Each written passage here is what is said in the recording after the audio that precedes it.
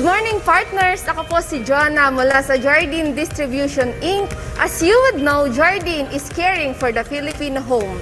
Nitong nakaraang linggo, ipinakita nga po namin how much we care for our national heritage. And today, JDI is also caring for the youth.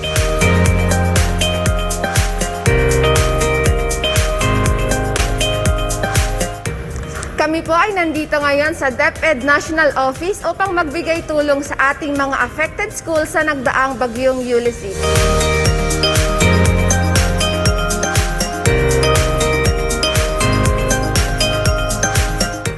Advokasya nga po ng Jardine ang pagtulong sa ating mga kabataan, lalong-lalo na sa ating mga home pest problems. At ngayong araw, dala po namin ang solusyon para sa mga ito.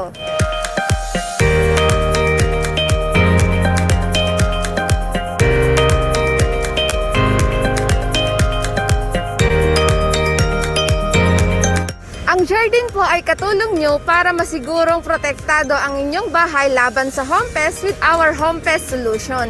Mula dito sa DepEd National Office, this has been Jonah, and Jardine is caring for the Filipino home and caring for the youth.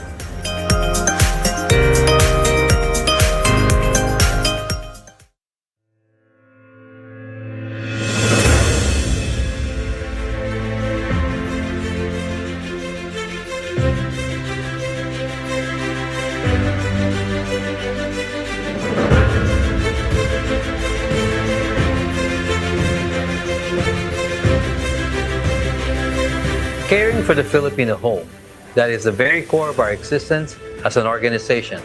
A mission that we keep in our hearts and in our minds that guide us in the things we do. We aim to nurture long-term partnerships and develop products and programs that will leave a mark in the improvement not only of the homes of our countrymen, but to their lives as a whole. When we speak about caring for the Filipino home, we do not view house as the only home to care for. Our society in general is a home to every Filipino. This is the reason why we partnered with Gawad Kalinga to help us in creating decent homes to our fellow citizens. We also partnered with National Historical Commission of the Philippines to help us in preserving our national heritage. Lastly, we also partner with different organizations such as universities and academe in making sure that we share our expertise and knowledge to our future architects and engineers. This is to ensure that they are knowledgeable in the value of total termite solution and waterproofing solution. This is how we care for the Filipino home. Mahalaga ang tahanan sa isang pamilya. Malaking tulong sa dignidad at seguridad ng isang tao ang magkaroon ng maayos na tahanan. In ending poverty here in the Philippines, the first step is to restore human dignity and by providing security. By building homes and community values, we hope to put the family in a trajectory in ending their own poverty. JDI and Gawad Kalinga are kindred spirits. JDI's mission to care for the Filipino home is very much aligned with GK's mission to give care. In fact, Gawad Kalinga and JDI's partnership gives us the opportunity to live out our basic tenet by doing together, being together, working in solidarity towards a common goal. This is how JDI and GK care for the Filipino home. In NXCP, we want to ensure that the next generation will continue to uphold the values, the sacrifices, and the contributions of our national heroes. We believe that together with Jardine, we contribute on being part of our community and the Filipinos' lives. Preserving and protecting the house of our national heroes lets us keep in touch with our past and the history of what our heroes fought for. It is important to look back and learn from the history as much as we look forward in the future. This is where NXCP and JDI partnership comes in caring for the Filipino heritage. Consistent with our mission of caring for the Filipino homes, we believe that preparing the young and future builders, such as students of architecture, engineering, and carpentry, among others, is critical. With the support and inspiration of our various business partners, we strive to share the importance of total termite solution and waterproofing solution to the next generation. Together, we can build and develop quality houses for our fellow Filipinos so they may pass it on to the next generations. We were invited to attend a webinar in Total Termite Solution by Jardine. It was inspiring to learn na kahit students pa lang kami, we are one with Jardine Distribution in caring for the Filipino home. As Warren Buffett once said, the more you learn, the more you earn. We earn the knowledge in preserving the Filipino home, how it can affect not just us, but also our future, our career, and the lives around us. This is how JDI care for the Filipino home, by caring for us, the Filipino youth. Jardine University has been providing highly informative webinars for the students, making sure that these are interactive and gamified using the latest online platforms. As a school administrator, I pray to make sure that students get the best learning beyond the corners of both physical and virtual classrooms. It is noteworthy that among industry partners usually promote their products and services to architects and engineers, Jardine is unique as it actively reaches out to students, being the future professionals who will shape our future built environment. Thank you, Jardine. We look forward to each day where we try our very best to fulfill our mission. A promise to care for the Filipino homes, a promise to value and preserve the Filipino heritage, and a promise to support our future Filipino architects, engineers, and builders. We are committed to this mission because Jardine Distribution is all about caring for the Filipino home.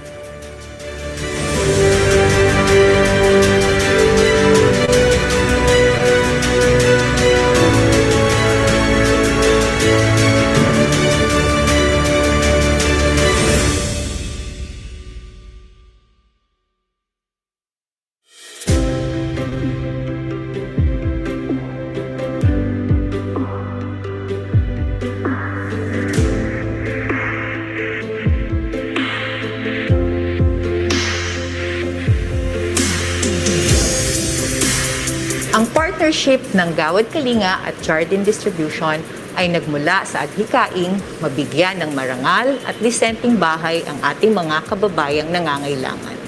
Naniniwala tayo na sa pamamagitan nito, binibigyan natin sila ng pagkakataong umahon sa kahirapan. The main expertise talaga ng Gawad Kalinga is community organizing. It's about presence, no? It's about empowerment.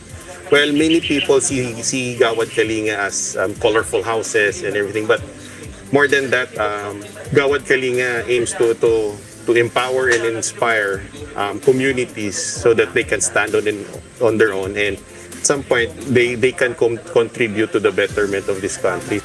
Caring for the Filipino home, ito ang misyong isinasapuso ng Jardine Distribution. Sa ating adhikaing Caring for the Filipino Community, isa ang Gawad Kalinga sa nabahaginan natin ng ating mga produkto at seminar upang mas maunawaan ng ating mga kababayan ang kahalagahan ng total termite solution at waterproofing solution.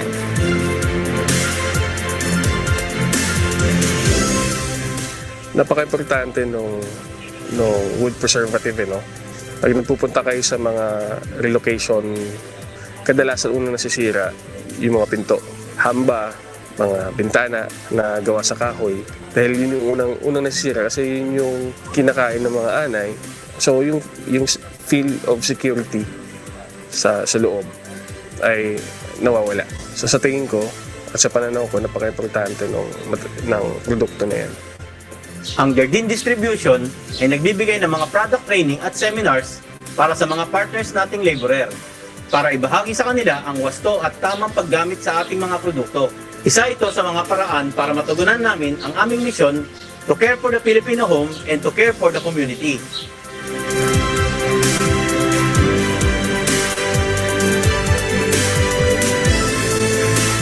Kadalasan sa isang socialized housing, nakakalimutan ng aspeto ng waterproofing, ano?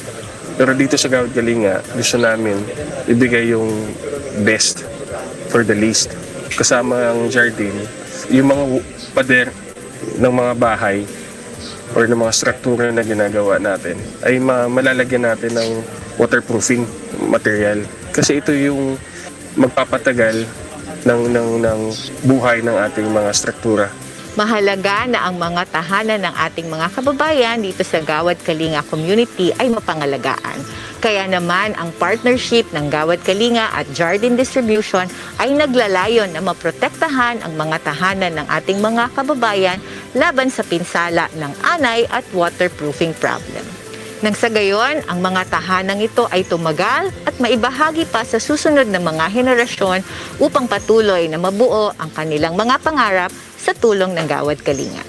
As far as Gawad Kalinga is concerned, the problem of poverty is not a job for just one organization. It should be a collective effort of those who are capable of helping, coming together for a common goal. So hopefully this partnership can become a catalyst so that more and more groups can come together and address certain issues of this country, especially poverty.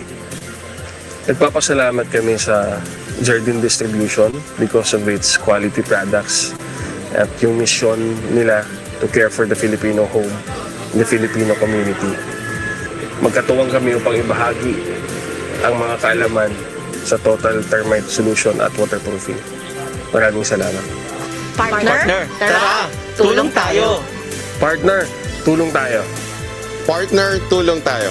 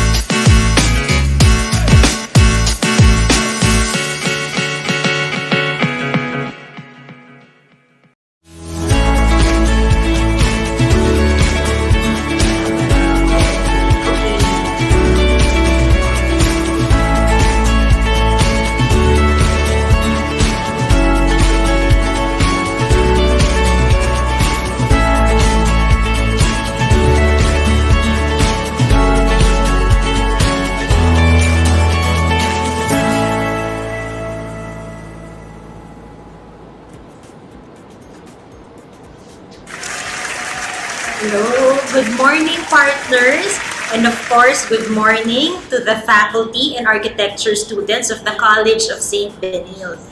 We are very happy na makasama namin kayo ngayong umagang ito.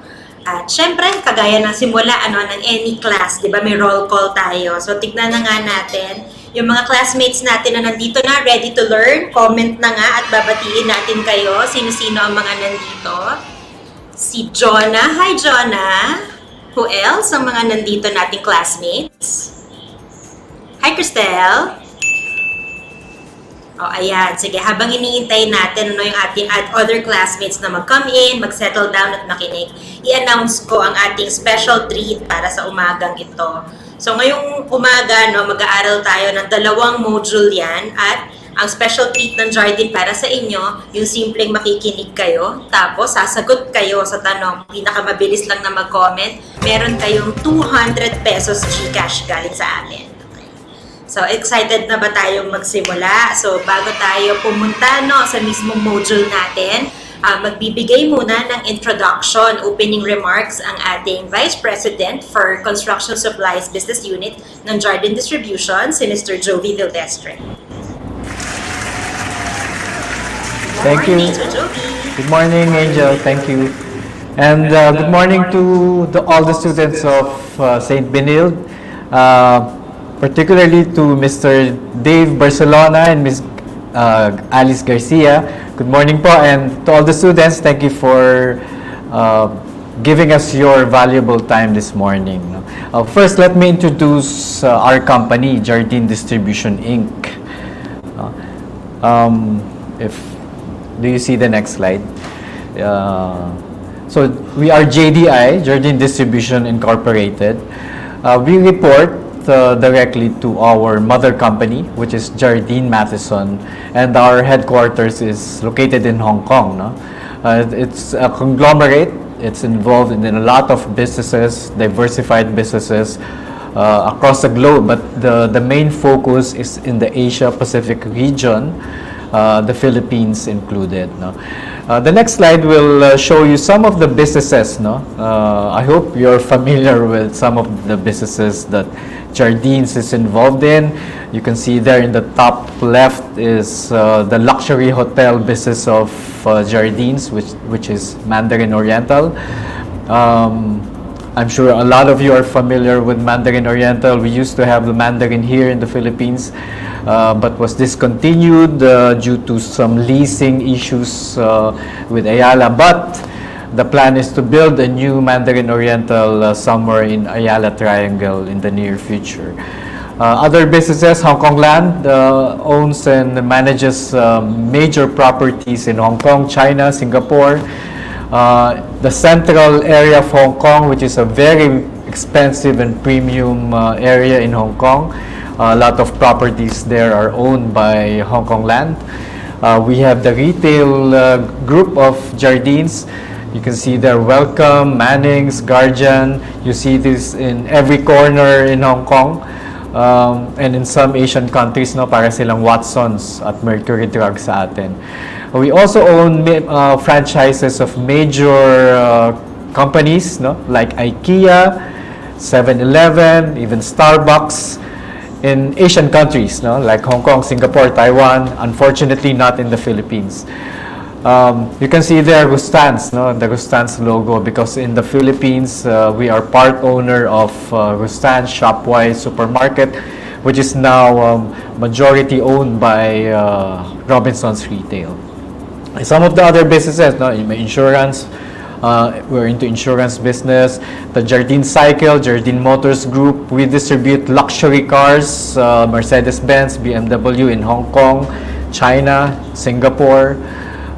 In the airport of Hong Kong, we operate the services there, including the air cargo terminal. And we have the construction side of Hong Kong, which is Gammon, a major construction company operating in Hong Kong, China, Singapore. Jardine Schindler, you're probably familiar, no? The elevators, lifts, escalator company, very active here in the Philippines. And Jardine Engineering Corporation, which manages, maintains major buildings across Asia.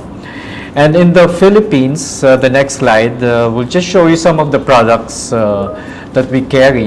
But we're not here to sell and promote our product. We're here to impart additional knowledge to you, because part of our advocacy is to add knowledge to future builders of the country. Dahil ang gusto natin ay makadagdag kaalaman sa inyo. You are the experts, no? Pero in our own way, we want to impart some additional knowledge on what are the recommended building materials and what are the ways to protect and preserve the structures and homes that you will build in the future, no?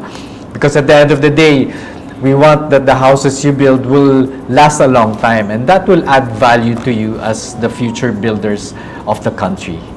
Okay, so having said that, I'd like to turn you back to Angel so we can continue with this seminar. Thank you again, and good morning. Thank you so much, Mr. Joey Vildestre. So, ayan na students na kilala natin, sino nga ba si Jardine? So, proceed na tayo ngayon dun sa main part ng ating webinar ngayong hapon. Ang una nating module ay ang Wood Science and Total Termite Solution. So reminder lang students, if ever na as I go along the discussion, meron kayong mga clarifications or merong mga questions, just hold on to them. Mamaya po, after the second module, meron tayong portion for the Q&A. Okay? So para tuloy lang ang ating flow. Okay, simulan na natin. For the first module, which is Wood Science and Total Termite Solution, ano ba ang ating mga objectives?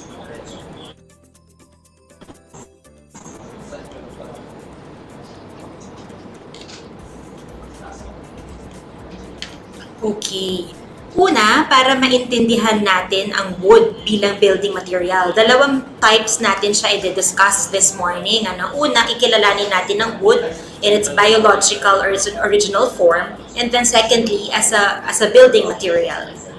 Tapos, kapag nakilala na natin siya as a building material, uunawain naman natin ano yung mga natural na kalaban ng kahoy. Kaya syempre, kung may kalaban at may problema, ano din yung kaakibat niya na solusyon? Ano ang mga dapat gawin, which is wood preservation and total termite solution. And lastly, ang ating third objective, we are hoping na through this initiative na maunawaan ninyo ang value nito, in the future, as you go on with your careers, maging official mga licensed architects na kayo, maging kapartner namin kayo in this noble mission of caring for the Filipino home. Okay, so, yan ha, simulan na natin. Okay, first topic natin is fundamental properties of wood. Ano ba ang wood? Ang wood is a cellular material of biological origin. Tama, di ba? Na alam naman natin na ang kahoy na ginagamit natin as building materials, as furniture, galing yan sa puno.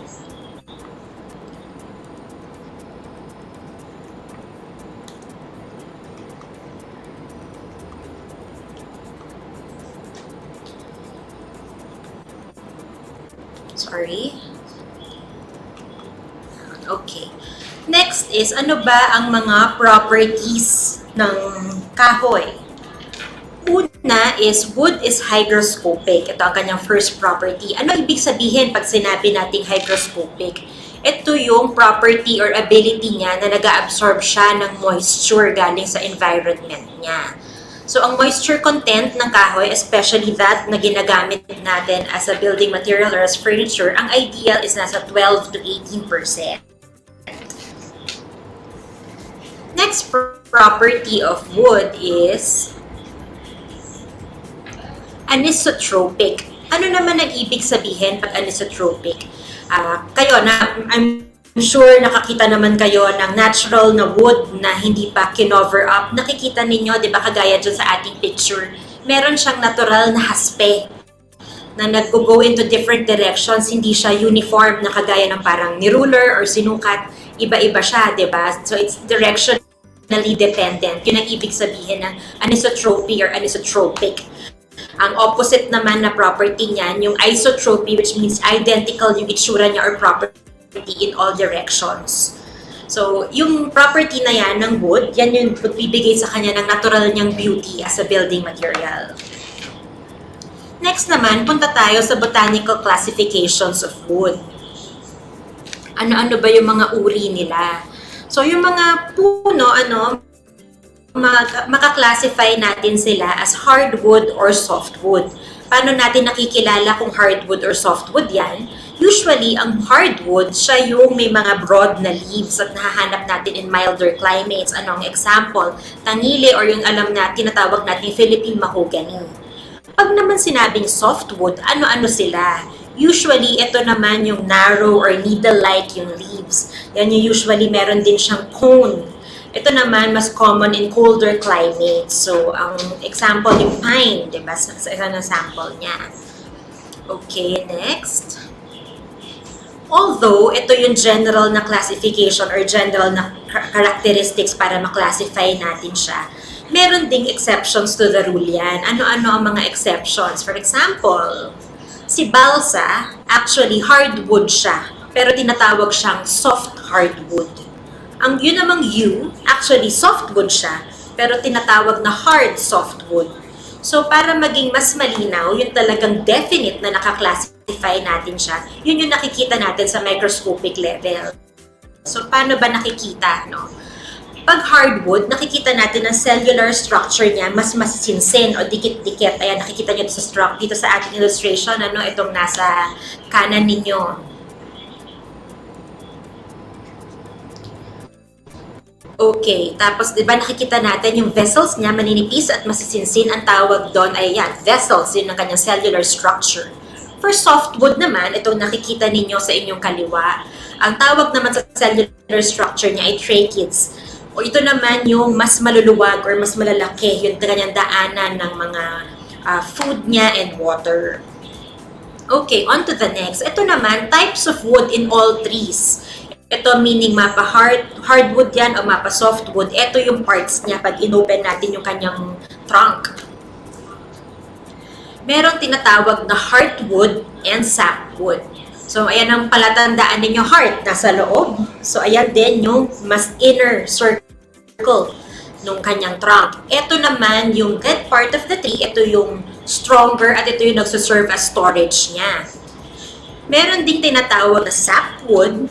Ito yun naman yung nasa outer lining nung trunk niya. Dito naman dumadaan yung nutrients at yung water. So yan, magkaiba ang functions nila, no?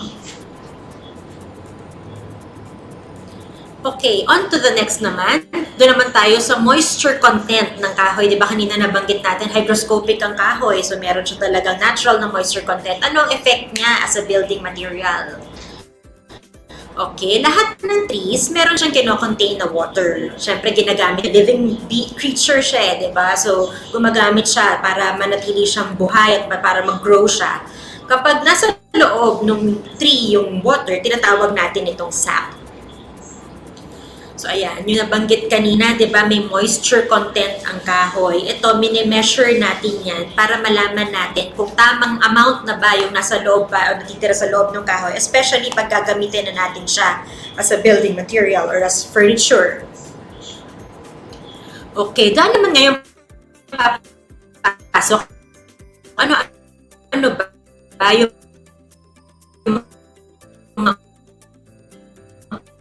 mga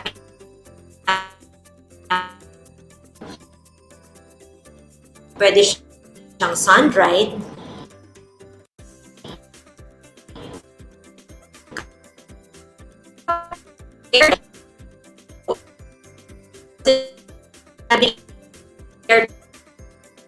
Sa factors. Meron tinatawag naman din na kiln drying. Ito kasi ng equipment. So, pantay na pantay yung way ng pagbuga ng heat sa kanya at pagtutuyo ng kahoy. Ayan. So, ayan. Ngayon, banggit natin, pag kiln drying, pantay na pantay yung buga. So, syempre, alam din natin na very even din yung distribution na natitirang moisture content dun sa kahoy. Ano ngayon ang magiging effect nun kapag pantay na pantay siya? Kapag pantay na pantay, ang kahoy ay nakakaiwas tayo, especially pag ginamit na natin sa building material, yung nagkakaroon siya ng defects, na nagkakaroon siya ng bending, warping, or splitting, naiiwasan natin yon. At habang nasa ideal ang moisture content ng kahoy, nai-improve ang kanyang tinatawag nating compression strength, lalo siyang lumalakas. Okay, so ito yung pinangako ko kanina, no, di ba, na ating special treat from Jardine. So habang nakikinig kayo, sana ay nag-notes ang ating mga students, no. Ano ang property of wood na nagre-refer sa structure niya na nagva-vary in many different directions? So yung makakakuha ng tamang sagot, may 200 pesos GCash po yan from Jardine. Ito yung sinasabi natin kanina, di ba, na may natural na haspe ang kahoy. Anyone? Baka meron pong nakatanda galing sa kanina.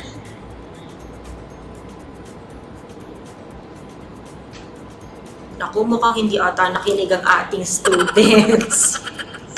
Mahirap po ba ang tanong? Sige nga, naku, mukhang walang nanalo ng 200 pesos GCash. Ay, ito may humabol, si Miss Conchitina Gusi. Very good. Tama. Anisotropic po ang tamang sagot. So Miss Gusi, para makuha mo yung 200 pesos GCash, mag-send ka lang ng private message sa Jardine Distribution Facebook page para ipadala namin yan sa iyo. Congratulations! Well done! Nakikinig siya talaga. Tuwa si Miss Gusi, may prize siya.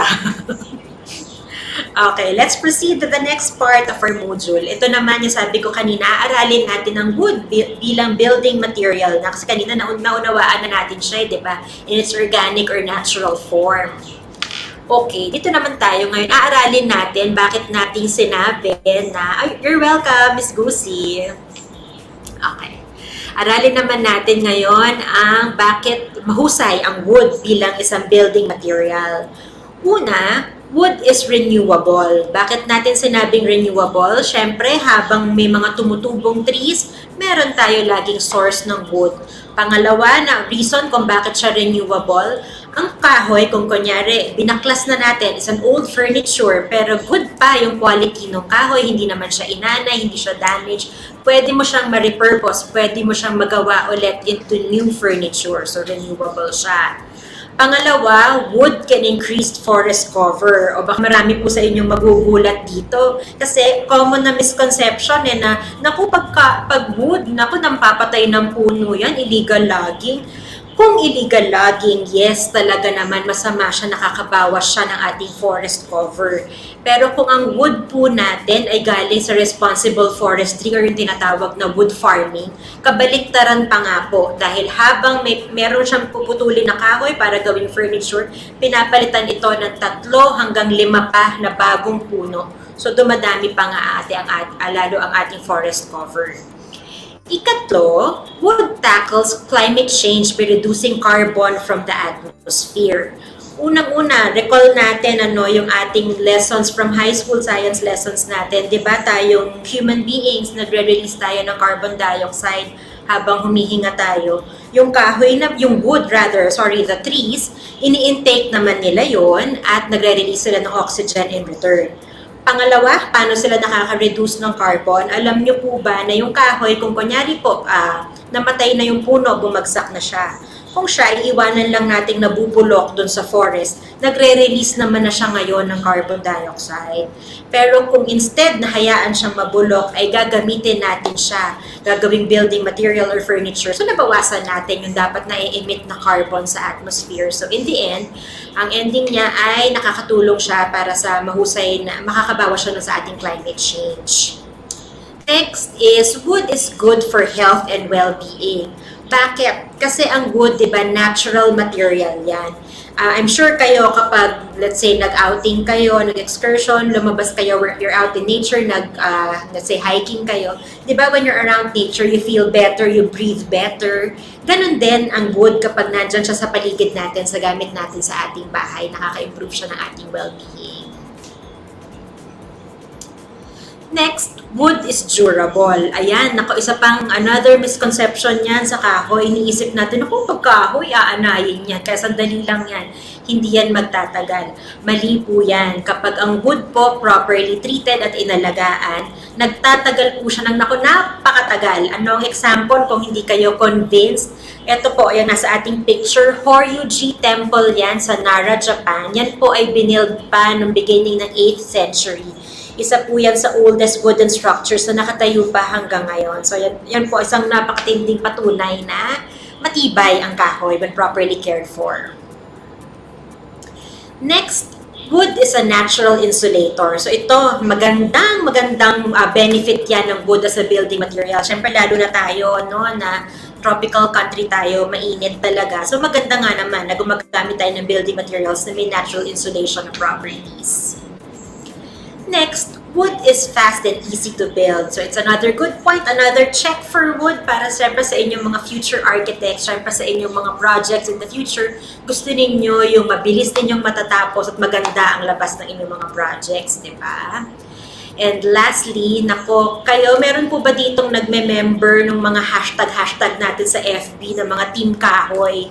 Diba? Bakit lumalakas yung Team Kahoy? Dumadami siyang mga membro niyan. Kasi talaga naman mula noon hanggang ngayon, talaga ang daming fans ng wood as a building material. Talaga namang napakaganda. Oh, ayan tayo ulit. Pop quiz tayo ulit. Sana bukod kay Miss Conchitina ay may sumami pang iba. Oh, ngayon naman, kakadiscuss lang natin. Give at least 3 reasons. Ang dami kong diniscuss, diba? 8 reasons yung binigay ko. Kahit 3 lang, na basta in one set. Wag kong pa isa-isa ha. In one set ninyo i-comment. Fastest na makakomment ng 3 tamang sagot. 200 pesos Gcash po ulit yan. Galing sa Jardine. Ang dami nating diniscuss kanina, di ba? 8 nga eh. 3 lang.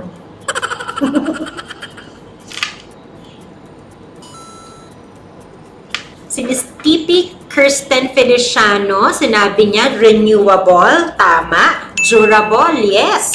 Fast and easy to build, tama. Nako, ang galing-galing naman ni Miss Tipi.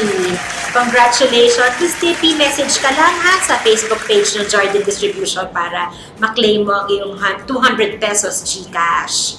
O, ayan, recap tayo, no? Para doon sa mga medyo, naku, nakalimutan ko, ano nga ba? Ayan po yung 8 na reasons kung bakit wood is good. Okay, on to the next na tayo. Sige, di ba nabanggit natin, ganun kaganda ang wood. Siyempre, sana marami sa inyo convinced na, ay, sa future projects ko gagamit ako ng wood. Pero syempre, sa lahat ng building materials, wala namang perfect. Kung may kagandahan yan, may benefits yan. Lagi din may mga natural na kalaban yan. Ang kahoy, ano-ano naman yung 3 na main na kalaban niya. Una, fungi or yung tinatawag nating amag. Kung na-observe ninyo, kapag ang kahoy yung medyo nabasa or mataas yung moisture level do sa lugar na yon, nagkakaroon siya ng mga puti-puti. Yun yung nakikita natin, yun yung amag. Meron ding kalaban na wood borer or bukbok. Ito naman yung pag nakikita natin, nagkakaroon ng mga maliliit na butas-butas yung kahoy, tapos may napupulbos siya na naiiwan.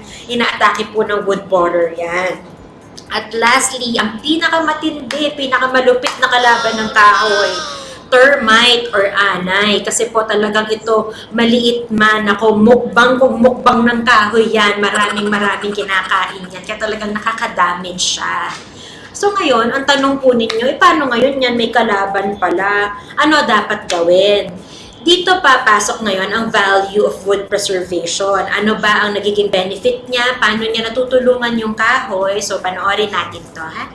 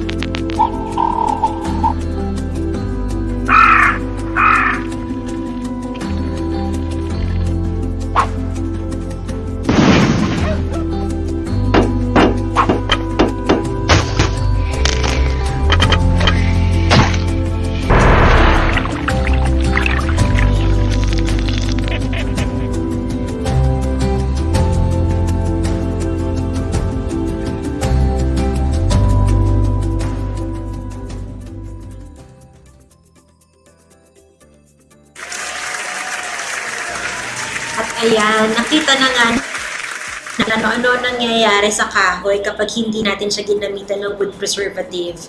Kaya I'm sure kayo hindi nyo gustong mangyari yan sa sarili ninyong mga bahay at lalo-lalo na syempre sa mga future projects ninyo. So maaaring ang mga maging next na tanong nyo sa akin, ano ba ang pwede ngayong gamitin nga na wood preservative? So one of the most effective at pinakasikat din po na wood preservative na available here in the Philippines ay ang Solignum po na distributed by Jardine Distribution. Ang Solignum po, it is a world tried, tested, and trusted brand for over 100 years. So kung kayo po ay merong mga magulang ninyo, architects and engineers din, kahit tanungin nyo po yan sa inyong mga magulang, I'm sure kilala yang si Solignum.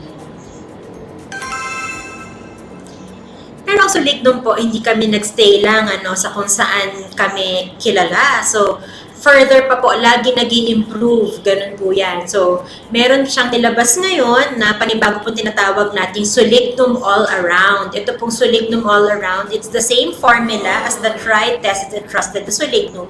Pero in-improve kasi this time gamit niya ang microemulsion technology. Ano ibig sabihin pag microemulsion? Mas nanonood po, mas maliliit yung kanyang molecules, mas nanonood sa kahoy. Kaya mas effective. Tapos ang mga kagandahan pa po niya, if manonotice niyo po, green band, no, yung ating product. So environment friendly po siya. Ang kagandahan din, wala na siyang irritating smell kumpara do sa mas dating formulation. At siya po ay VOC free din. Ang ibig sabihin ng VOC is volatile organic compound. Ito po ay isang compound na sinasabing maaaring makakos ng cancer. So maganda syempre, good to know na wala ng Solignum para nga naman we feel safe using it, di ba? So, after naman ng wood preservative, tapos na ba yun doon kapag pinotektahan mo yung kahoy sa gagamit mo sa loob ng bahay mo? Hindi po yun doon nagtatapos. Para magkaroon tayo ng total termite solution, gagamit ng Solignum or ng wood preservative para sa kahoy sa loob ng bahay. At meron din tayong ginagamit na soil termiticide. Ito naman yung para mga termites na galing sa lupa ay hindi makapasok din. Ano-ano ba ang mga termites na species na nandito sa Philippines? Marami po sila actually. Pero ang apat po na pinaka-common, especially here in the Philippines, ito pong apat na nakikita ninyo on screen. Meron po tayong tinatawag na Coptotermis vastator. Ito po ang pinaka-destructive sa lahat ng apat na termites na ito. Bakit siya tinawag na Philippine milk termite? Kasi kapag kumagat siya, meron siyang nilalabas na parang white latex na substance. Kaya siya pinangalan na Philippine milk termite. Ito naman pong Macrotermis gilvus, ito po yung tinatawag natin mga mound building termite. Siguro nung bata kayo, pag naglalaro kayo sa labas, nakikita nyo rin yun, di ba yung nagkakaroon ng mga parang ang tawag pang natin ng bata tayo, akala natin nuno sa punso, di ba? So mali po yun. Wala pong nakatirang nuno dun sa loob, termites po yun. Ang third naman natin na kind is ang Luzon point-headed termite. Ito, makikilala nyo siya kasi kagaya ng nasa picture, di ba? Parang isa lang yung kanyang mandible, isa lang ang kanyang point, no? Yan ang pagkakakilala sa kanya. As opposed to the other termites na dalawa yung mandible. And lastly, yung Los Baños termite. Bakit siya tinawag na Los Baños? Kasi po doon siya na-discover.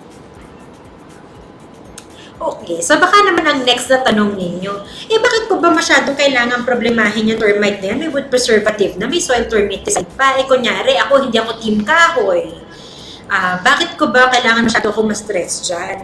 Kasi po, ganito, no? Ang kalakas magparami ang mga termites. Sa loob po ng isang araw, kaya nilang magdagdag sa kanilang colony. Yung queen termite po nangingitlog ng up to 30,000 eggs per day. Imagine, ganun kalakas dumami. At pag multiply natin yan, sa loob ng isang taon, aabot ng 10,950,000 eggs. Ganun kalakas. Kaya talagang dapat, alerto tayo magprotekta ng ating mga structures. Okay. Alam nyo po ba na ang damages na dulot ng termite, no, maliit man yan, yung sabi ko kanina, di ba, mukbang sila. Kasi nga, ang nakakain nila, ang damages na nakakos nila, umaabot ng 1.2 trillion per year. Imagine, ganun po kalakas. Kaya talagang dapat ingatan natin ang ating mga wooden structures. Pero kumpara naman sa inyo, yun nga, sabi ko kanina, paano kung meron palang mga nanonood na students dito na hindi team kahoy, let's say talagang hindi kayo fond of wood. O so dapat ba gagamit pa kayo ng mga anti-anay natin? So baka sabihin ninyo na, naku, baka hindi ko na kailangan yan. Doon po mali. Kasi po, hindi lang naman wood ang kinakain ng termite. So any material po na may cellulose, pwede yan kainin ng termite. So anong example ng mga materials na yan? Mga dokumento. Siyempre kung importante yung dokumento, bakit mo hahayaan kainin ng anay, di ba? Kung ikaw ay traditional ka, nagpipiggy bank ka pa rin, nagtatago ka ng mga paper na money, paaaring kainin yan. Clothes. Lalo na kung importante yan, kagaya ng nasa picture natin, di ba? Kung, let's say, wedding gown mo, o di ba, sa club naman, makita mo kinain na ng anay.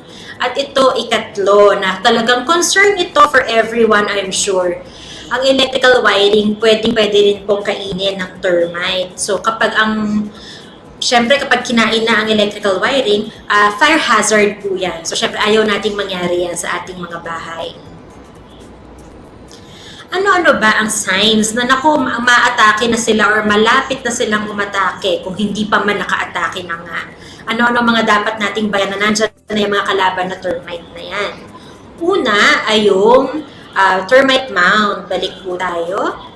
Yan, termite mound na nandiyan sa ating picture. Ano? Yung akala nating nono nung bata tayo. Pero ito po ay hindi Photoshop. Ito po ay actual termite mound na nakita sa Australia. Imagine, dito pala sa picture, di ba, halata ng malaki siya. Pero ang sukat po niyan ay parang kasing laki ng isang 2-story house. Imagine, gano'n. Dahil nga ang lakas nilang magparami. So yan, pag may termite mound na sa paligid ng bahay or ng mga structures, andyan na sila, maaari na silang umatake. Next, meron pong tinatawag tayong dry wood termite. Sa Tagalog, tawag natin gamo-gamo. Yung nakikita natin na may mga pakpak sila.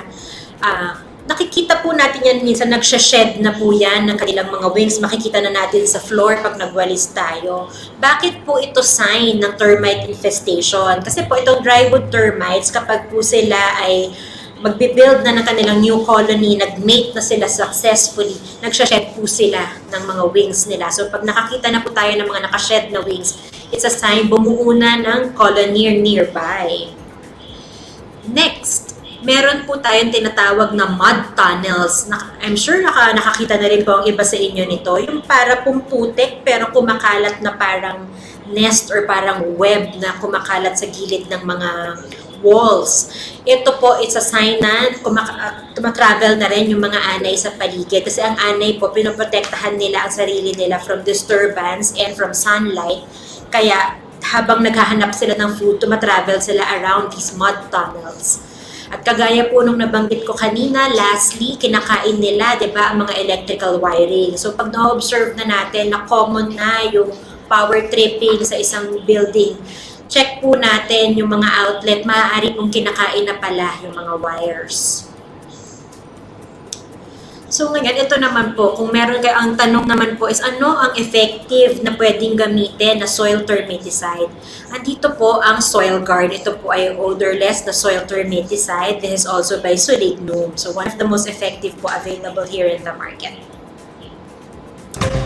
Okay, pop quiz ulit. Give at least 2 signs of termite infestation. Ganoon naman din, pinakamabilis na makakomment ng 2. O diba kanina 4 yung ating diniscuss. So makakomment lang po ng 2 ay okay na. Natin kung sino pa bukod kanina kay Miss Conchitina at si Miss Tipi, sino pa ang mga alert na nakikinig nating mga students, nagno-notes at iniintindi masyado ang ating module. Nako, wala ba? Last na nga na tanong para sa module na ito. Magpapahuli pa ba? Ay, code lamang ang nilagay niya. Pero sige, kung sino ka man, DLB ang nilagay niyang gamit ng name. Tama siya, termite mound, tsaka drywood termites or yung mga nahuhulog na wings. Okay. Ayan, ang answer key natin, yan ang mga 4 na possible signs of infestation. Okay, so recap na natin, doon nagtatapos ang ating first module. So ano ang mga na-cover natin? Una, naunawaan natin ang wood as a building material, tsaka in its organic form or its natural form. At pangalawa, dun pumasok, naintindihan natin ano ang importance ng wood preservation and total termite solution. At lastly, we are hoping talaga na sana sa mga natutunan po ninyo sa umagang ito, ma-apply nyo yan, dalhin ninyo hanggang kayo ay future architects na, official architects na, para maging partner namin kayo in caring for the Filipino home. Okay, so let's take a quick break. Let's watch this.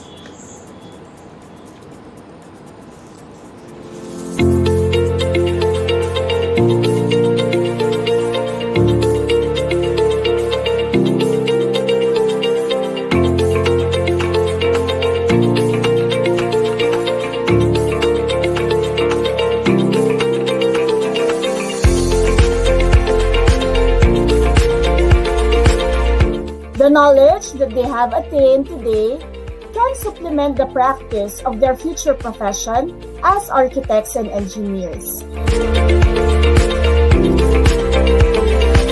Good morning to our students and future professionals from Adamson University.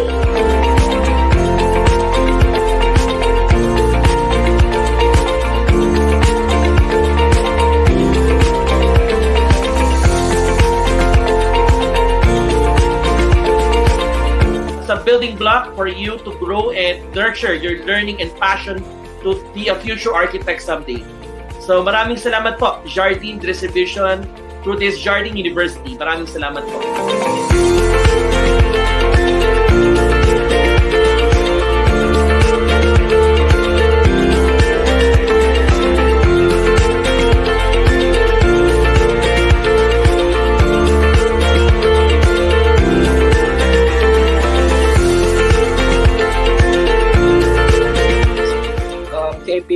Career Center is really concerned about how we can deliver career developments or program-specific trainings on these trying times. So thank you very much, Ma'am Pichi, and for the Jardine team for bringing this program-specific training.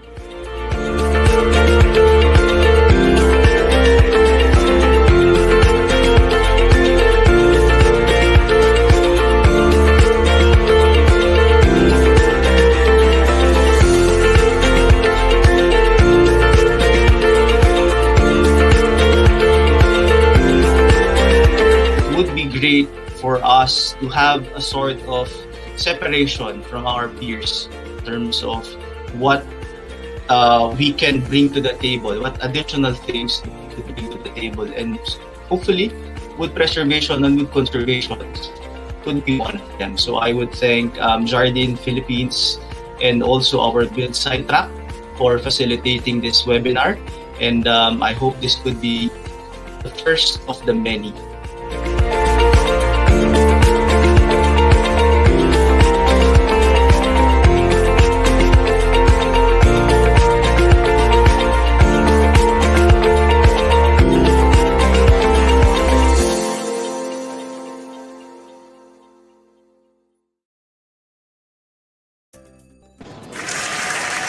And we're back. O sana kayo ay nakapag-quick bathroom break kasi dapat get ready na tayo dahil hindi pa tapos ang ating webinar. Pupunta na tayo ngayon sa ating second module para sa, hapong ito. Para naman dyan sa ating second module, ang inyong makakasama ay ang ating partner na si Ian Cabuyada. So panoorin natin to.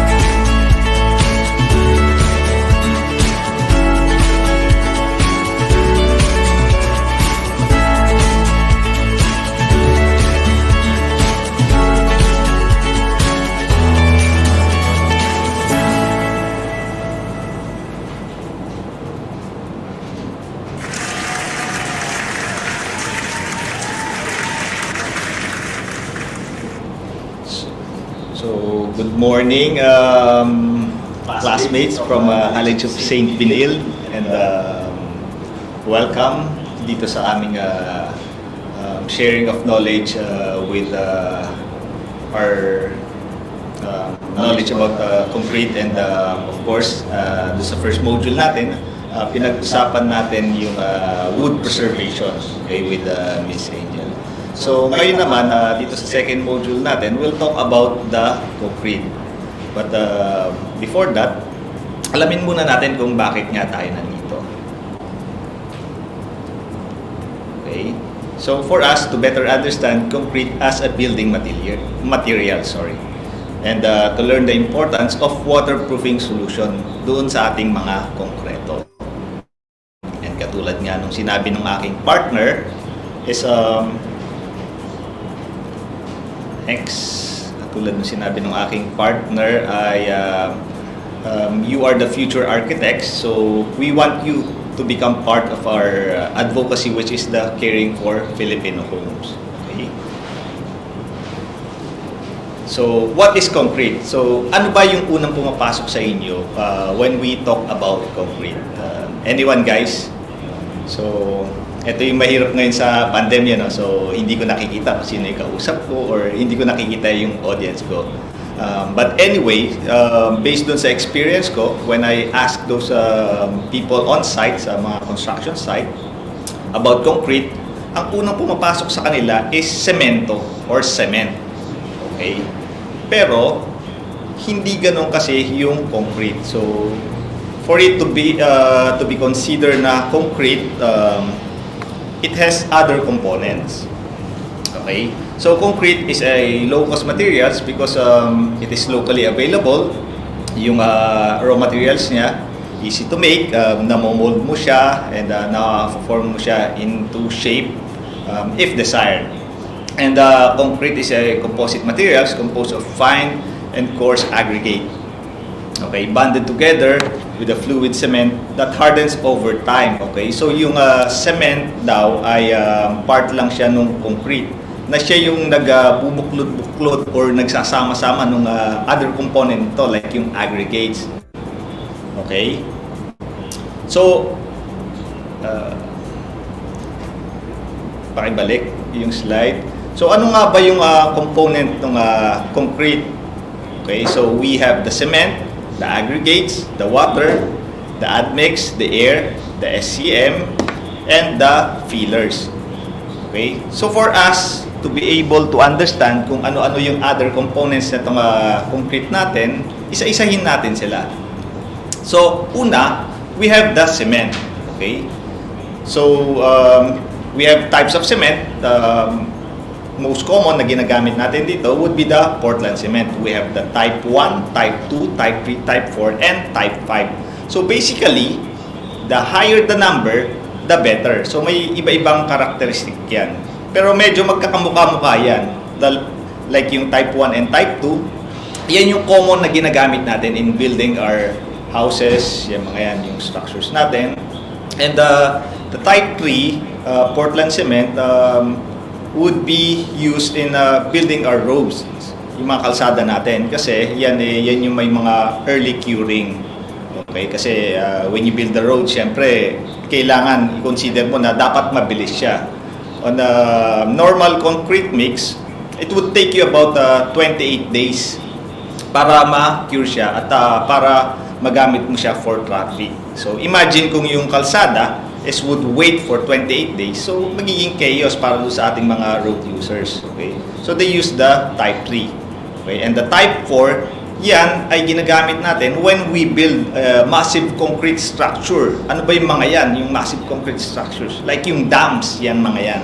So, we use the type 4. And the type 5 naman, so yan yung mostly na ginagamit ng mayayamang bansa. Actually, superior yan, pero yan yung standard nila. So, imagine tayo, type 1 and type 2 Portland lang. But in the US, they would be using the type 5 for their standard because of the ASTM, the American Society for Testing and Materials. So, pagka-graduate nyo bilang architect, you would encounter that yung ASTM for specifying yung materials mo dun sa iyong project.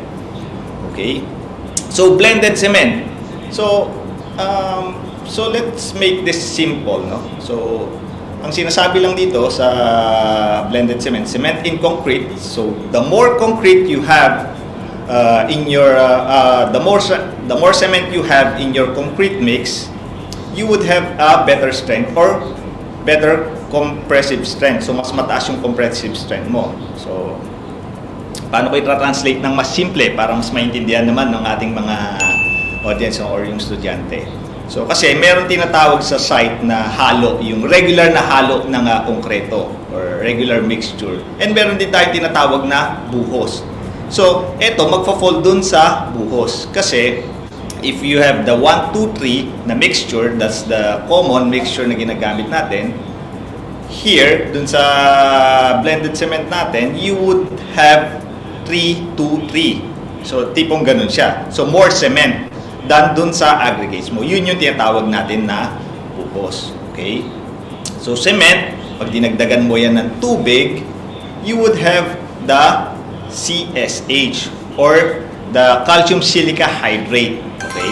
Plus the calcium hydroxide, you would have a concrete mix of free lime. So basically, so ano ba yung pinagsasabi mo? So, eto, ang sinasabi lang neto is you need to hydrate yung concrete mix mo.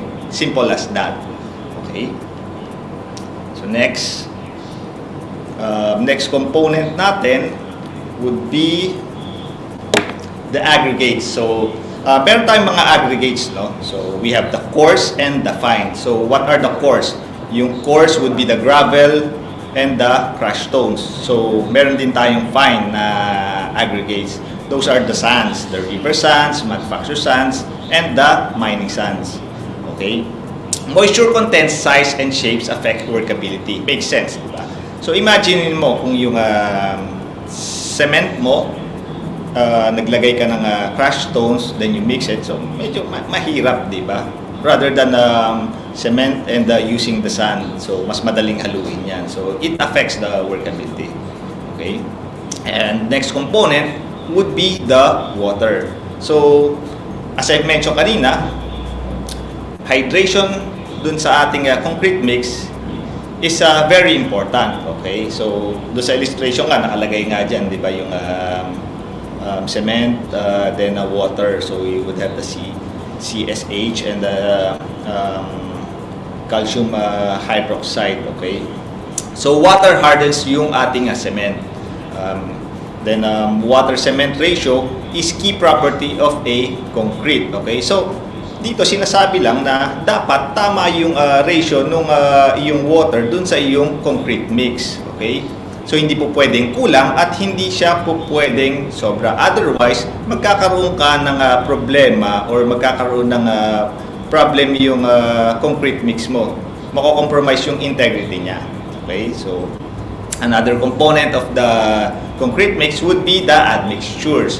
So, ngayon, marami na tayong technology readily available dyan sa merkado natin. We have the super plasticizer, the retarders, the curing compound, form release agents, special underground products, water reducer. So, basically, ang ginagawa lang nito sa ating concrete mix would be to modify the properties of the concrete. So, improve niya yung concrete mix. Pinapalakas niya and pinapadali niya yung pag-mix mo. So, it enhance yung concrete mix mo. And another component of our concrete mix would be the air. So, kailangan din pala ng hangin ng ating concrete mix, no? Para mabuo siya. Okay, so we have the entrained air and we have the entrapped air. Okay, so entrained air improves pumpability and durability. So ito yung mga gusto mong air na present dun sa yung concrete mix, no?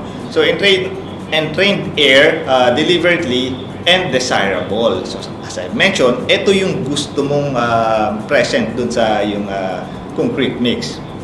And then, you have this entrapped air. Okay? So, entrapped air, ito yung mga accidental and unwanted. Accidental simply because hindi mo na-mix ng maayos yung concrete mix. So, hindi mo siya nahalo ng mabuti yung aggregates mo and yung semento mo. So, magkakaroon ka ng entrapped air. So, ito yung mga unwanted. So this would create problem eventually dun sa'yo. So ano yung mga possible problems na mag-occur dyan? Pwede kang magkaroon dyan ng honeycomb or yung ampaw kung tawagin natin because of that entrance air. Okay? Next, another component of our concrete mix would be the supplementary cementitious materials or the SCM. So basically, ito is just like an additives. It improves yung iyong konkreto. Parang from the word itself, supplementary, parang vitamins. So kailangan din pala ng vitamins nung ating concrete mix. Of course, para gumanda siya. Ano mo naman yung technology na readily available dyan kung hindi mo gagamitin. Diba? So basically, yun lang yun na SCM. So that's what it do dun sa ating concrete mix. And the other component of our concrete mix, you need to have a fiber. So fiber improves the structural integrity of the concrete. So pinapatibay daw niya yung iyong konkreto. Okay? So etong method na to is noon-noon pa meron na yan. So naging modern na lang tayo. That's why now we have the steel, the plastic, the glass, and the carbon and aramids. Okay? So ano yung sinasabi ko na noon pa is ganito na yung method na to na nire-reinforce natin yung ating concrete. Imagine before, di ba? Hindi naman nadidiscover pa yung semento, di ba? So what we do is the bricks, okay? So yung bricks is made out of clay, di ba? And naglalagay ka dyan ng straw or yung grass, di ba? Yun, nilalagay nila para tumibay yung kanilang bricks. So it serves as a fiber. So ganun din to. So now, gagamit naman tayo since makabagong na tayo ngayon, may technology na tayo, we have the steel, the plastic, the carbon, and the aramid. Ito na yung ginagamit natin. Most common natin na ginagamit is the steel to reinforce yung ating concrete mix. Okay? So, baka tanongin nyo, ano yung aramid? So, yung aramid, yan yung, kung familiar kayo dun sa bulletproof vest, no? Yan yung Kevlar. So, yan yung fiber. So, ginagamit yan natin to reinforce yung concrete din natin. Napapatibay niya. Okay? So, katulad nga sa sinasabi doon sa aking slide, used for ultra-high performance concrete and mining. Okay? So, next. So, let me share you yung pagmimix ng ating concrete from start to finish. Una, you have the mix design. So, importante to, dapat alam mo kung saan mo gagamitin yung iyong concrete mix. No? Mix design defines the amount of each ingredient. So, ano-ano ba yung mga ingredients na kailangan ko in making a concrete? Okay, so, cost versus key properties. So, design. Then, next, yung mixing mo. Ano ba yung pagsasama-samahin mo? Like, halimbawa, yung aggregates mo. Ano bang gagamitin mong aggregates? Are we going to use the coarse or the fine aggregates? Okay. Next is the transporting, placing, and compacting. Okay. So, importante rin to kasi the moment na maghalo ka ng concrete, nagsiset kasi yan, tumitigas yan. So, importante na alam mo kung kailan mo siya i-transport and i-place mo. And importante rin yung compacting dyan para magkaroon ka ng maayos na konkreto. Diba? Then, another step would be the curing process. Okay, so importante yung curing na yan dahil sabi ko nga sa iyo, yung typical na concrete mix would take you about 28 days to cure them. Okay, so importante while yung curing stage mo, walang mag-intervene dyan. Ano yung pwede mag-intervene dyan? Like the weather condition, like rain and yung excessive heat ng ating sun. Okay, so those are the steps in mixing your concrete. So, marriage of concrete and steel. So, papakasal din pala yung ating concrete and steel. Diba? Nagsasama pala yan. Pwede pala yun. So, concrete plus steel is equivalent to reinforced concrete. So, anong ibig sabihin nun? Okay? So, ang concrete is a high compressive strength, while the steel is high tensile strength. Okay? So, meron silang thermal compatibility. So, kasi parehas sila, they could resist yung heat. Okay? So, pag nagsama yan, allows you a perfect load transfer. So, ano ibig sabihin nun? So, yung concrete kasi is a high compressive strength. Okay? And while the steel is high tensile strength. So pwede natin i-attribute yan dun sa weight. So parehas sila na kayang bumuhat ng weight. Okay? Pakibalik.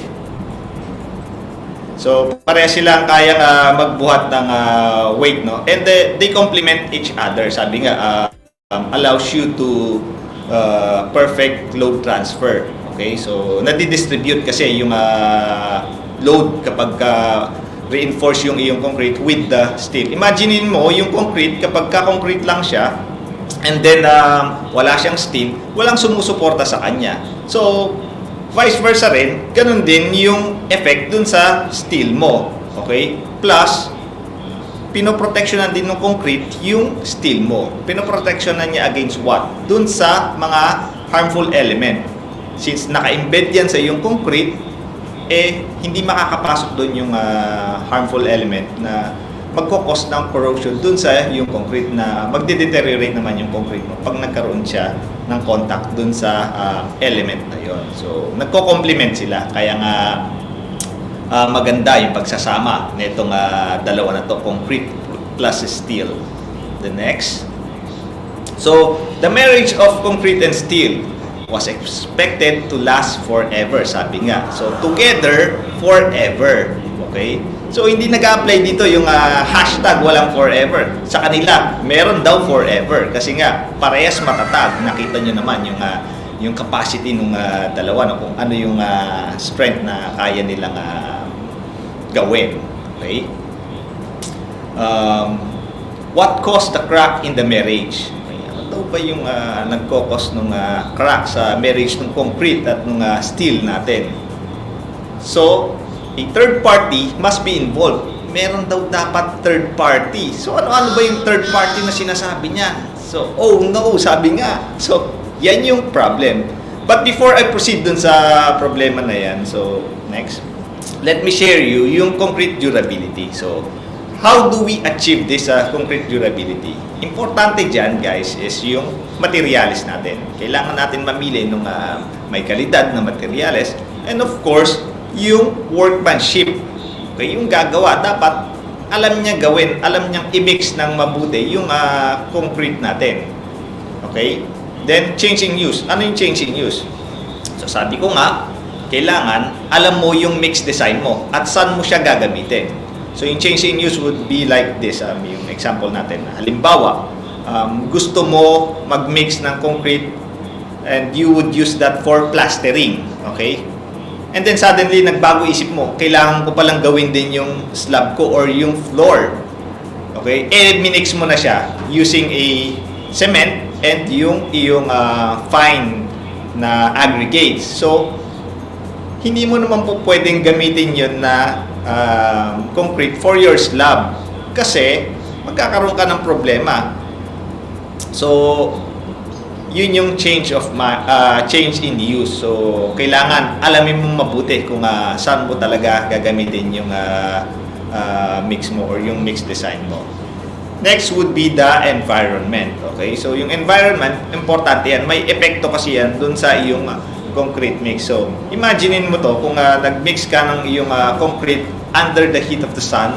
So, magkakaroon ka ng problema. Magkakaroon ka ng acceleration dun sa iyong curing process.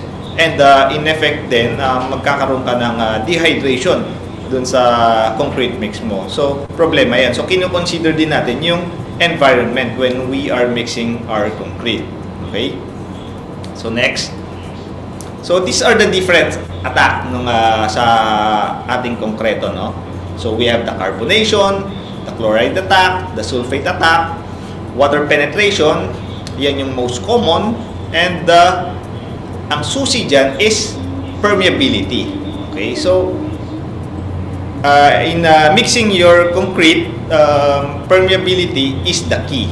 Okay, so kailangan ang concrete mix mo is yung lower yung permeability niya. Okay, bakit?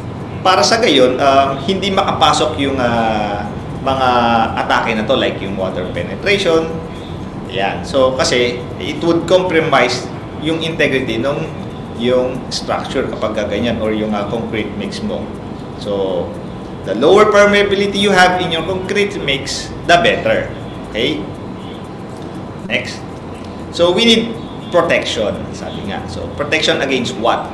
Yung honeycomb na na-mention ko kanina, honeycomb cavities, the cracks, the joints, and yung pores. Kasi nga, di ba sabi ko nga sa'yo, ang concrete mix mo should have a lower permeability para mas maganda siya. So, hindi siya masyadong nape-penetrate ng mga harmful elements.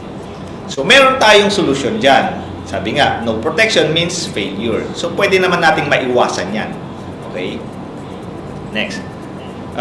These are the evidence of waterproofing problem. Okay? So, we have the molds, watermarks, wood rust, and yung rust. Okay? So, we recommend, para maiwasan nyo itong mga attacks na to, we recommend for you to use a cementitious waterproofing solution. But then, there are two types of cementitious waterproofing solution. There is the rigid and there is a flexible. Okay? So, and also, you have this fast-setting hydraulic cement to address yung problema mo dun sa mga joints. Okay? Next. So, as I mentioned, solution natin doon would be the cementitious waterproofing solution. So, why cementitious waterproofing solution? Kasi, when you use cementitious waterproofing solution, ang benefit niyan is you'll have a double protection. Double protection means what? So, as you can see dun sa ating illustration, no, we have the positive water pressure and the negative water pressure. So, ano yung sinasabi dito? Ano ba yung positive water pressure? Ayan.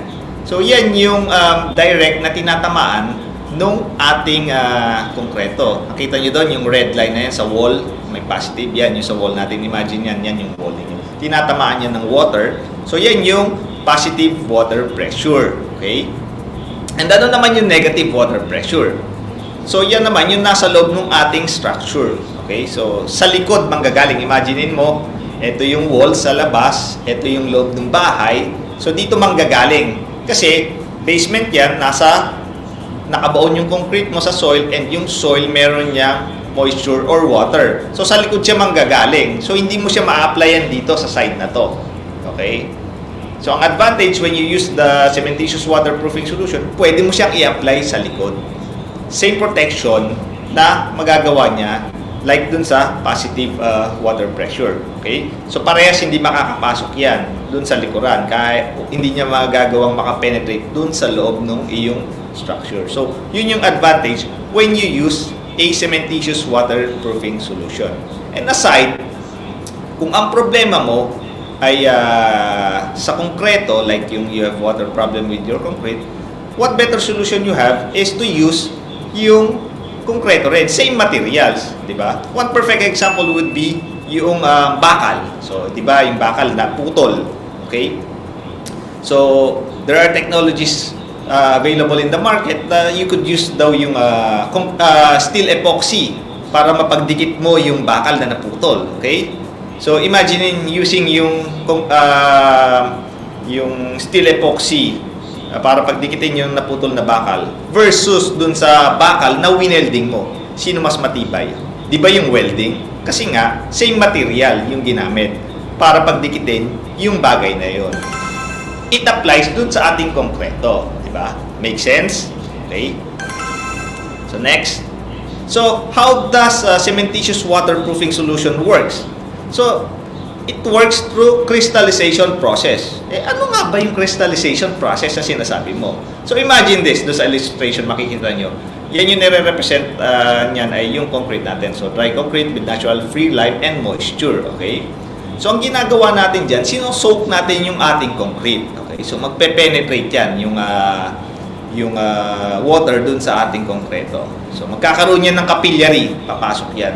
And nakikita niyo yung mga square-square na yan, yung orange na yan. So, nasan ba yung aking pointer? So, yan. So, after soaking the concrete, you apply yung cementitious waterproofing solution. So, papasok yan. As I mentioned, magkakaroon siya ng capillary. So, then, makikita niyo yung square-square na yan. We call that yung lime, or sa Tagalog or sa site, tawag namin dyan is apog. Okay? So yan, yung lime na yan, pag tinamaan yan nung yung cementitious waterproofing solution, nagre-react dun yan, dun sa lime na yan. So nagkakaroon yan ng crystallization effect. Okay? So ano nangyayari? Yung lime na yun, sumasabog yun. Okay? Sasabog siya, puputok siya, then mag-spread yan, blocking those capillaries, yung dinaanan ng tubig natin. Yung capillary kasi yan yung dinadaanan ng tubig natin sa ating mga concrete. Dahil yung concrete natin, may pores yan. So, nakaka-penetrate yung tubig dyan. Okay? So, ganun nag-work yung ating cementitious waterproofing solution. Nagre-react siya dun sa lime na present dun sa ating concrete. So, another illustration, ayan, yung number 1, yan yung loob ng concrete. Then, babasain mo para mag-serve na lubricant nung iyong cementitious waterproofing solution. Papasok yan doon sa capillary. Then, papasok din yung sasabayan, susundan niya yung tubig kung saan dumaan. So, dadaan din doon yung iyong solution. And then, pag nakapasok na siya, magkakaroon siya ng contact doon sa line na sinasabi ko. Then, magkakaroon siya ng crystallization effect, blocking those capillaries. Okay? So, doon sa waterproofing application kasi, standard would be 2 coatings. So, you have the first coat, then you have to wait for 8 hours, then repeat the process, babasain mo uli siya, then apply for second coat. Okay? So, kung yung first coating mo, horizontal, then sa liwa naman, vertical naman doon sa, sa second coating mo. So, ganun siya ginagamit, and ganun yung effect nung ating cementitious waterproofing solution sa ating concrete. Okay? So, ganun niya rin napoprotectionan. So, i-compare natin yung cementitious waterproofing solution na sinasabi ko versus ibang waterproofing type like yung integral. Okay? So, ang kagandahan when you use the cementitious waterproofing solution is you could easily identify kung nasan yung in-apply. Okay? So, nakita niyo yung red line doon. Ayan. So, dyan mo in-apply. So, the moment na magkaroon ka ng problema, madali mo rin siyang ma-identify. Okay? Kasi nga, pinahid mo siya doon. So, nakikita mo siya. Unlike the integral type, so, hinahalo mo kasi yan sa concrete mix mo, no? So, nasa loob yan. The moment magkaroon ka ng waterproofing problem, hindi mo ma-identify saan ba nagmumula to. Nandun sa concrete mix mo yung yung waterproofing solution because integral nga siya. So, yun yung disadvantage when you use the integral type versus the cementitious waterproofing solution na pinahid mo, madali mo siyang ma-identify. Mas madaling mag-repair. Okay? Next. Compare naman natin siya with the elastomeric waterproofing solution. So, here, on the left side, makikita nyo yung Pacific Tower. No? So, old building yan, dito along Buendia. So, matagal na yan. So, until now, wala pa yung problema. We use a cementitious waterproofing solution dyan sa building na yan. No? Versus this elastomeric, makikita ninyo, nagkakaroon siya ng problema. Nagka-crack siya. No? Bakit? Because of the weather condition. Mainit, maaraw, so hindi kasi yan naging monolithic unlike yung cementitious waterproofing solution. Nakita nyo kanina, nag-penetrate yung cementitious waterproofing solution. Itong elastomeric kasi, hindi yan makakapasok dun sa loob ng iyong concrete. It would just serve as a film. Okay? So, nasa labas lamang siya.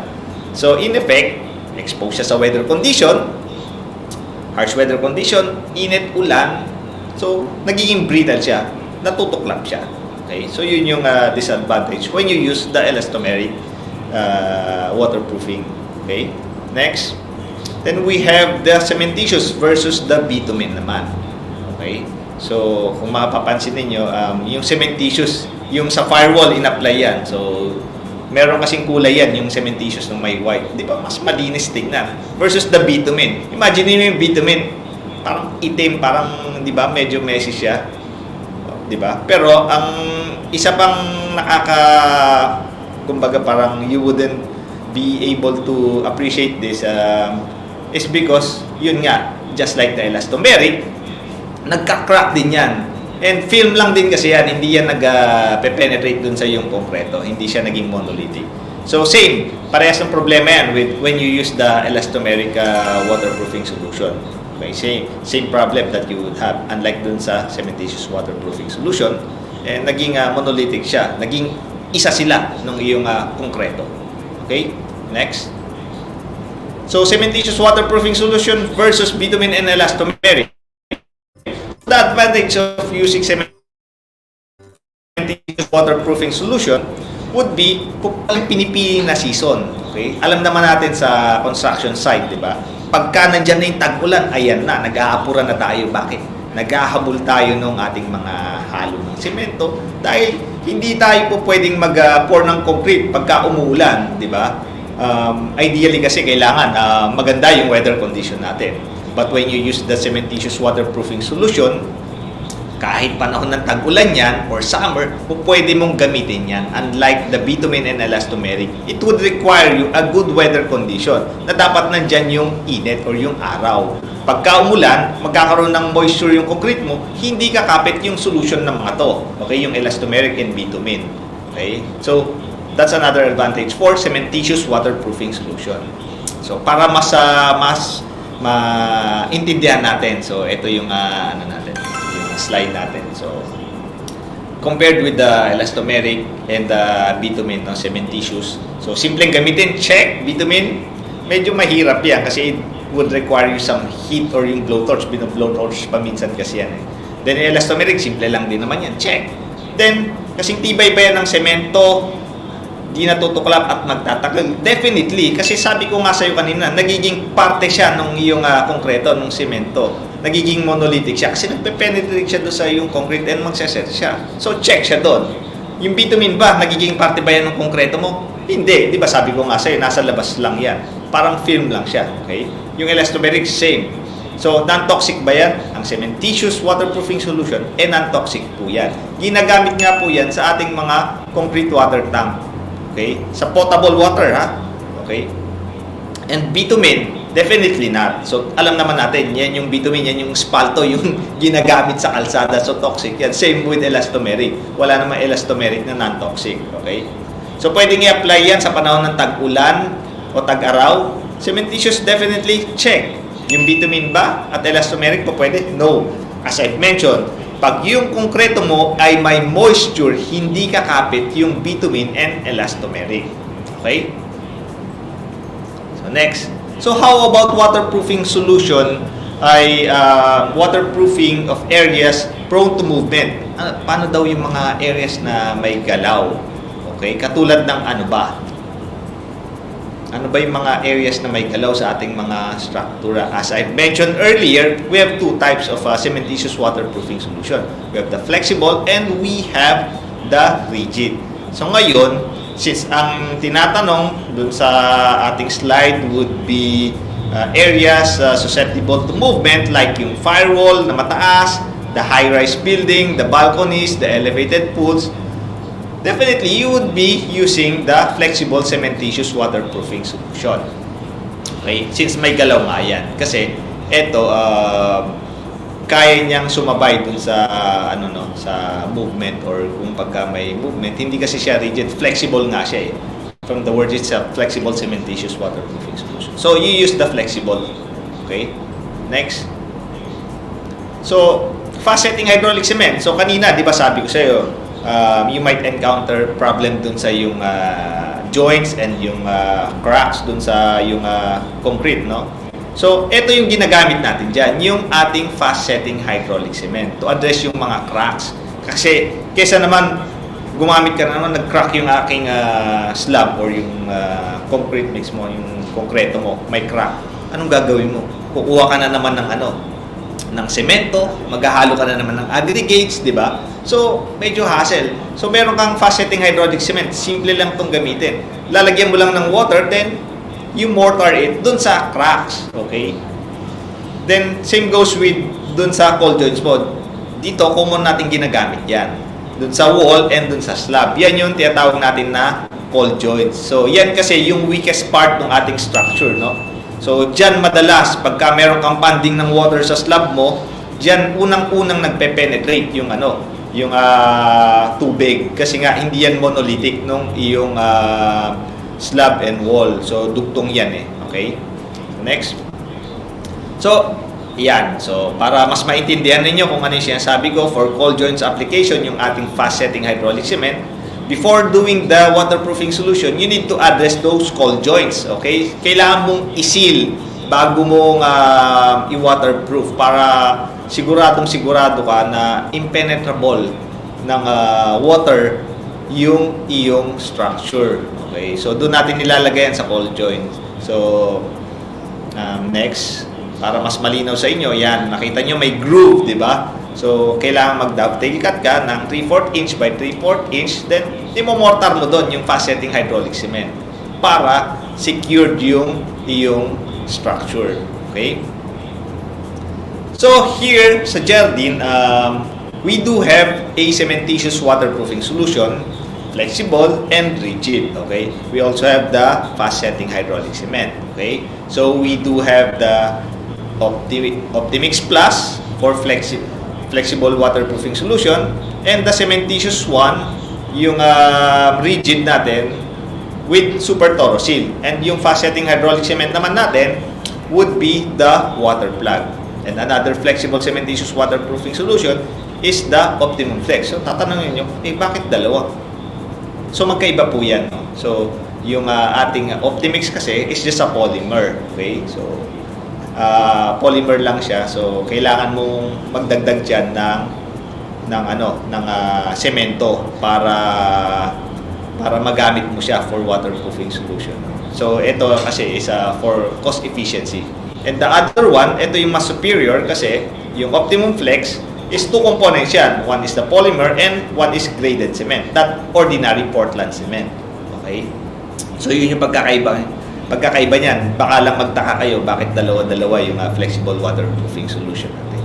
So pakibalik lang po, partner. So ito po yung pwede nating maging solution just in case na in the future magkaroon tayo ng problema sa ating concrete, no, or sa ating structure with waterproofing problem. So ito po yung we have the Optimix, Super Torosil, Water Plug, and Optimum Flex.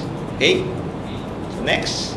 So, balik tayo doon sa una kong tanong when I started my module. No?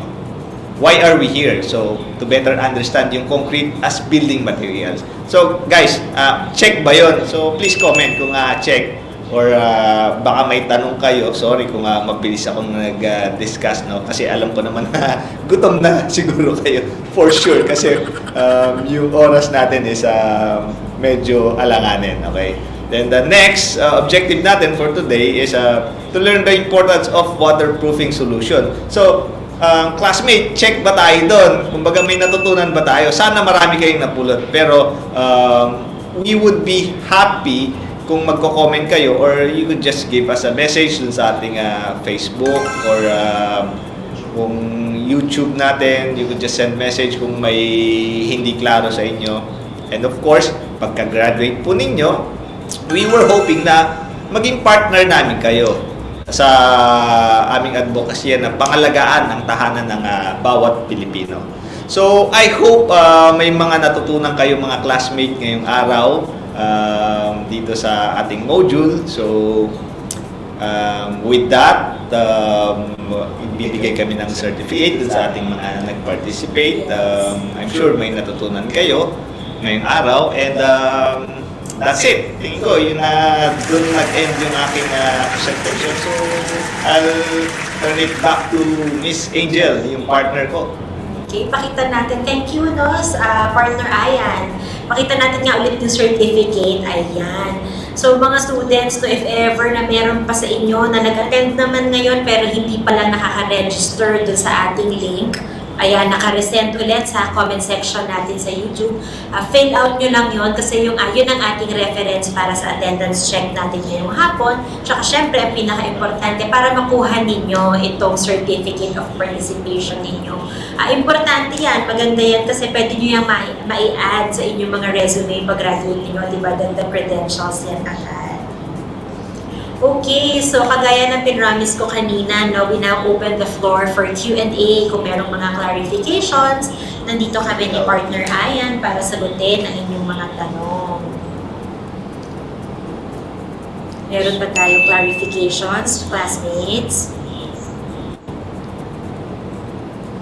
You're welcome, Ms. Thank you po. Conchitina. Talaga siya very active. So, ang gagaling ng ating participants. So, na-appreciate ko kasi na-absorb nila ng mabuti yung ating module partner. So, sana may bahagi nyo rin yan sa inyong mga kasamahan na hindi nakasama ngayong araw na to. Well, I think i-up din naman to sa YouTube. You could watch it later so kung may tanong lamang, just comment or ask dun sa ating comment section. And kung wala, Kung wala pa mga tanong sa ngayon, basta kung kayo, partners reminder lang kung sakaling in the future, nyari, pag-iisip-isipan nyo ngayong gabi, ay meron pala ito akong tanong, very welcome pa rin po yan ihabol, send lang po kayo ng private message sa amin. So for now po, may we now call on Ms. Alice Garcia for our closing remarks.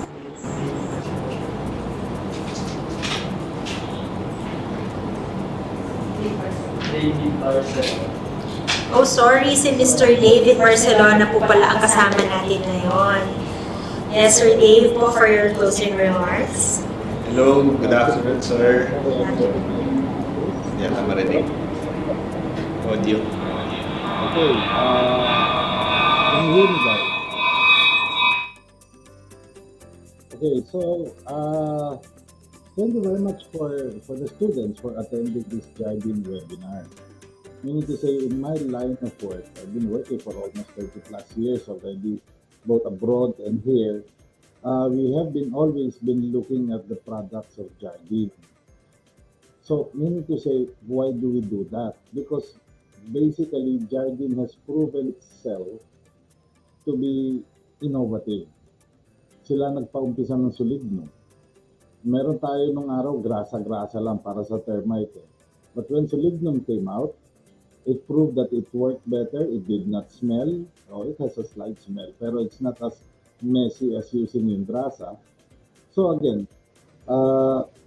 thank you for listening and hopefully learning something out of this webinar.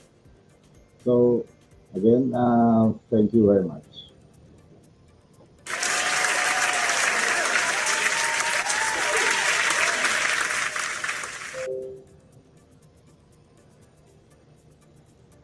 Oh.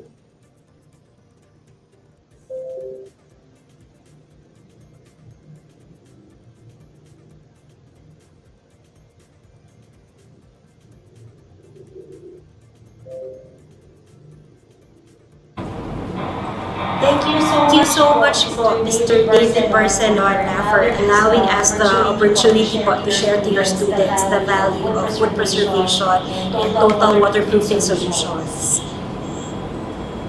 Thank you so much din sa ating mga students, no? So sana nga talagang marami po kayong natutunan na naging takeaway para sa hapong ito. So final reminders lang po, kung meron po sa inyo na talagang interesado pa na madagdagan pa yung mas in-depth pa na karunungan plus mga additional modules pa, available po yan sa jardinedistribution.com. Meron po tayong e-learning dyan, mas detailed pa na modules ang available and several topics pa ang kinocover para mas madagdagan pa ang inyong mga e-certificates. Yan po, yan ang makikita ninyo kapag dinalaw ninyo ang Jardine Distribution website. At para din po maging updated pa kayo sa mga other projects and mga tips ng mga about construction, waterproofing, total termite solution, available din po ang Jardine sa iba't ibang social media pages. So meron po kaming Facebook, YouTube, Instagram, tsaka pati sa Viber. So maraming salamat ulit, students, and we hope to see you soon, and talagang excited kami na future partners namin kayo in caring for the Filipino home. Thanks everyone!